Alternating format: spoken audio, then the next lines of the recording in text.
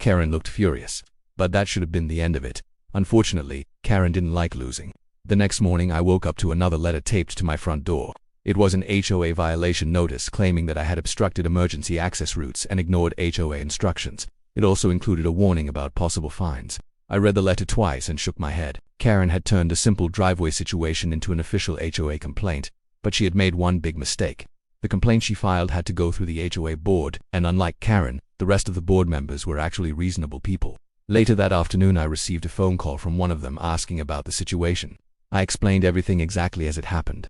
Blocking my own driveway and calling the police. The officer confirming that no law had been broken. There was a long pause on the phone. Then the board member sighed. "Thank you for explaining," he said. The next morning something unexpected happened. Another letter appeared on my door, but this one wasn't a violation notice. It was a formal announcement from the HOA board. According to the letter, Karen Whitfield had abused her authority by filing unnecessary complaints and involving law enforcement in a personal dispute. Effective immediately, she had been removed as HOA president. Even more surprising, the board had also restricted her from participating in HOA enforcement activities until further review. In other words, Karen had lost her power. Later that day I saw her car slowly driving through the neighborhood. She looked straight ahead and didn't stop. For the first time since I had moved into Cedar Hills, she didn't have a clipboard in her hand. These days the neighborhood feels a lot quieter. The HOA still exists, but the board focuses on actual problems instead of petty ones. And every once in a while when I park my truck across my driveway while working on a project, nobody says a word, because sometimes the fastest way to lose authority. My name is Jack Turner, and I moved into Cedar Hills about a year ago.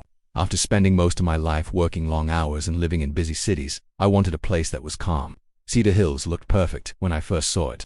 Quiet streets, tall trees, clean sidewalks, and friendly neighbors who waved when they passed by. But like most quiet suburban neighborhoods, Cedar Hills had one thing that controlled nearly everything. The HOA, and the person who controlled the HOA was Karen Whitfield. Karen had been the HOA president for almost 4 years. According to my neighbors, she took the job very seriously. Too seriously, actually.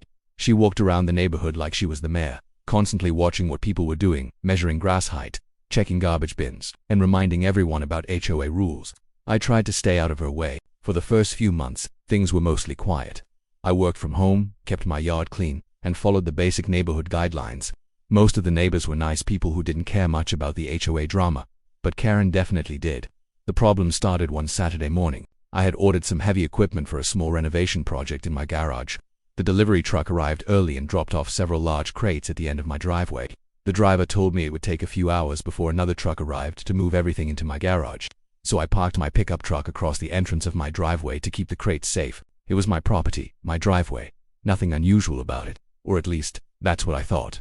About 30 minutes later I saw Karen walking down the street with her clipboard in hand. She slowed down as soon as she noticed my truck blocking the driveway. She walked straight up to me with the same expression she always had when she thought someone was breaking a rule. "Mr. Turner," she said, "you can't block your driveway like that." I looked at her for a moment, thinking she was joking. "It's my driveway," I said. She shook her head. "The HOA has parking regulations," she replied. "I'm not parked on the street," I told her. "I'm on my own property."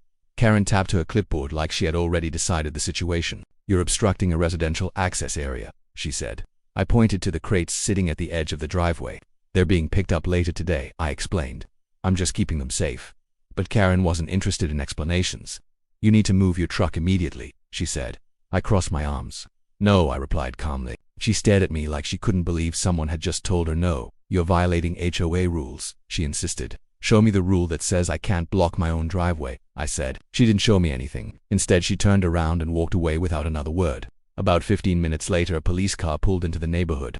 At first, I thought it was just passing through, but then it stopped right in front of my house. An officer stepped out and walked up the driveway. He looked slightly confused before he even started talking. "Sir," he said, "we received a report about a blocked residential access point." I looked past him and saw Karen standing halfway down the street watching. I explained the situation. "This is my driveway," I said. "I parked my own truck here." The officer looked at the driveway, then at the crates, then back at me. He nodded. "Well, there's no law against that," he said. He walked back to his car and drove away.